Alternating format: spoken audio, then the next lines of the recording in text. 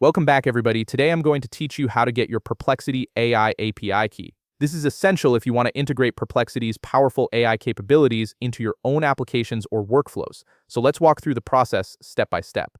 First, open your web browser and navigate to perplexity.ai. Once the page loads, you'll need to log into your account using your credentials.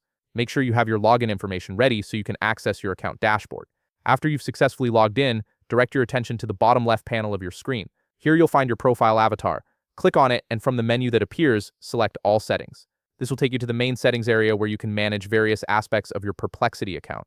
Once you're in the settings, look at the left panel where you'll see several menu options. Click on API Keys. This is the section where you'll be able to create and manage all your API keys for integrating Perplexity with external applications. Now, here's something important to note. In order to enable and use API keys, you must first upgrade your account to Perplexity Pro. The API functionality isn't available on free trial accounts. So if you're currently using the free version like I am in this demonstration, you'll need to upgrade before you can proceed with creating keys. Once you've upgraded to Pro, you can continue with the following steps. After upgrading, you'll be able to click the Create Key button, which is marked with a plus sign. Go ahead and click it to initiate the key generation process. Now you'll need to wait for a few seconds while Perplexity generates your unique API key. This process is usually quite quick, but give it a moment to complete. The system is creating a secure, unique identifier that will allow your applications to communicate with Perplexity's AI services.